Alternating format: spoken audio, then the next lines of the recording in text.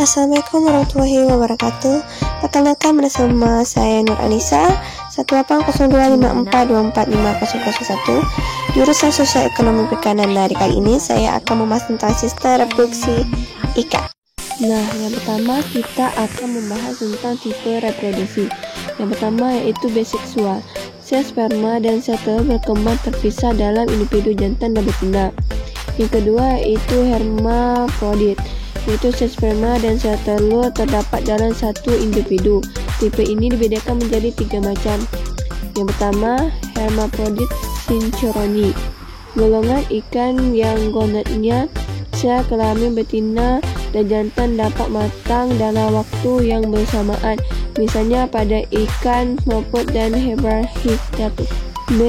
Hermafrodit protandry, golongan ikan yang dalam hidupnya mengalami perubahan dari jenis jantan menjadi jenis betina, misalnya pada ikan kakap merah.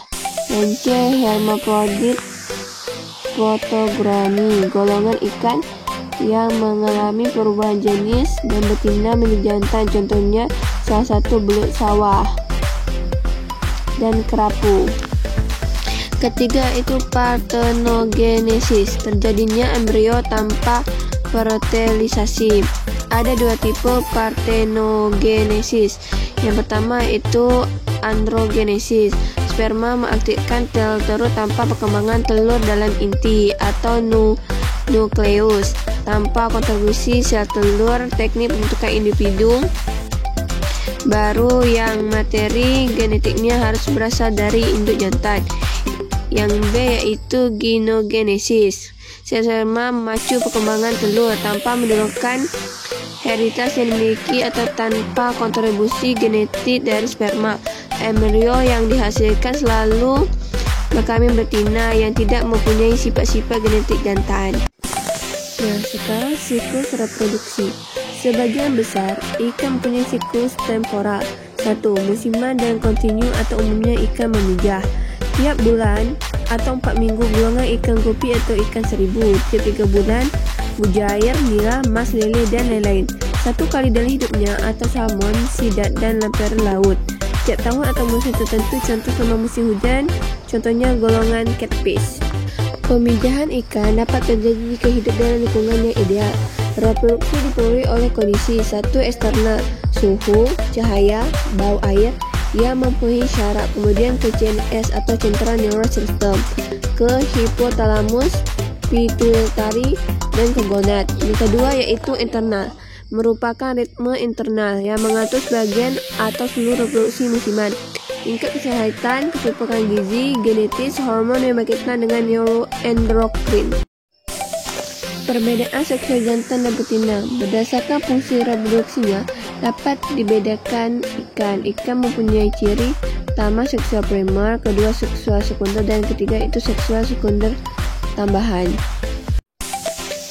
Ciri seksual primer, organ yang berhubungan langsung dalam proses reproduksi. Yang pertama itu organ reproduksi jantan, testes dan sepasang sel sperma yang membentuk sperma dan hormon seks. Kedua yaitu organ reproduksi betina, ada sepasang ovarium yang menghasilkan ovum. Kedua, ovarium ditunjang oleh menstruum atau mesofaria berupa kantong kosong yang dinding luarnya berlipat-lipat. Yang kedua itu ciri seksual sekunder, yang mana ciri yang tidak berhubungan langsung dengan proses reproduksi, misal bentuk tubuh, warna tubuh, ekor yang memanjang, dan ciri lainnya. Ciri seksual ini seringkali muncul pada masa pemijahan dan menghilang setelah memijah, contoh ikan mujair dan nila.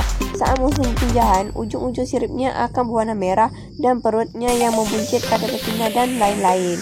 Yang ketiga itu ciri seksual sekunder tambahan, merupakan alat tambahan pada pemijahan, contoh sirip awalnya menjadi mixperigium untuk pembuahan internal, sirip internal sebagai klaspor, atau keduanya feromon pemijahan. Nah, kematangan seksual terjadi saat ikan pertama kali mempunyai kemampuan reproduksi, yaitu secara umum ikan yang waktu hidupnya pendek, kemampuan matang gonadnya lebih cepat.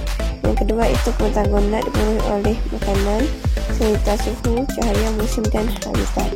Gangguan sistem reproduksi, yaitu bibit penyakit, malnutrion dan lingkungannya pada ikan.